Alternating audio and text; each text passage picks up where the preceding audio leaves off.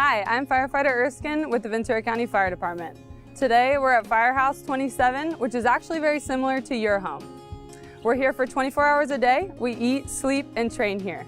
Follow me inside for some important safety tips. This is the kitchen. This is where most house fires are started. To prevent kitchen fires, we have made a kitchen safety recipe book. The first step in this book is preparation. Here are a few do's and don'ts to keep in mind in preparing your kitchen for cooking. To start, remember to keep the cooking area clutter-free.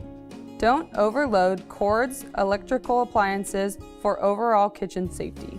Keep clothing away from cooking surfaces. Wear short sleeves or roll them up. If your clothes ignite, remember to stop, drop, and roll and get first aid attention immediately. You should always have a fire extinguisher handy in your kitchen. If you do have a kitchen fire and you need to use it, Engineer Mike's going to show you how to do that.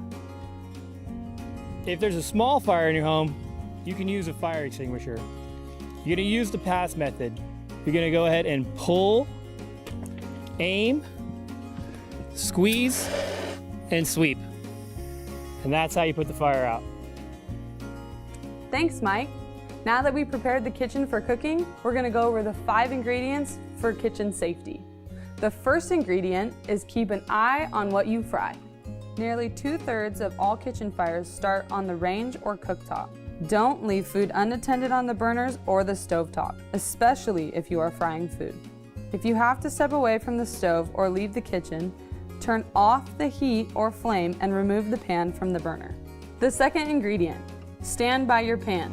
While cooking on the stove, use a pot holder or oven mitt to hold the pot handle while stirring the pot to prevent burns. Do not stand with your face over a pot when you are taking the pot cover off. The steam that accumulates can blow up in your face and result in burns. The third ingredient, turn pot handles towards the back of the stove. Turning the handles backwards helps prevent accidentally tipping the pot over. The fourth ingredient is to keep a lid or cookie sheet nearby. We're going to go back to Engineer Mike to find out why.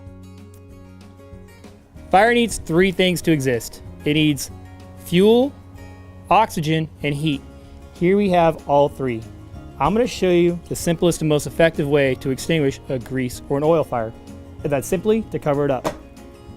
You can use the lid from a pan, as long as it fits correctly, or a cookie sheet.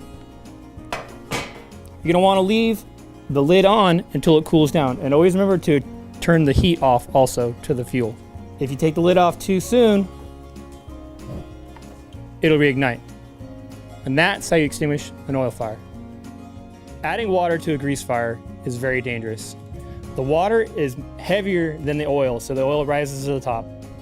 It doesn't mix with the oil, and it converts the steam, carrying all the oil and grease, which are now on fire, out of your cooking utensil and igniting everything around it. Let's show you how it looks like. And remember, don't ever try this at home.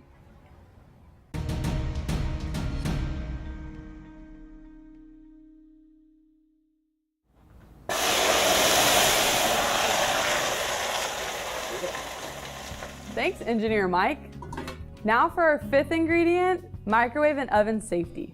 Do not use metal utensils or aluminum foil in the microwave. Only use microwave-safe plates and pans to avoid sparking a fire.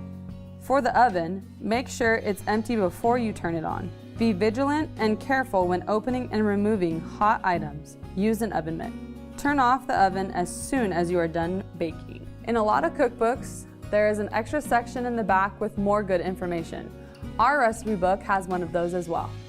Check smoke alarms at least twice a year. Create and practice a fire escape plan. Practice a home fire drill at least twice a year, both during the day and at night. Finally, remember, if there is a fire, leave your home immediately and call 911. Thank you for reviewing our kitchen safety recipe book. Stay safe in the kitchen, and thanks for watching.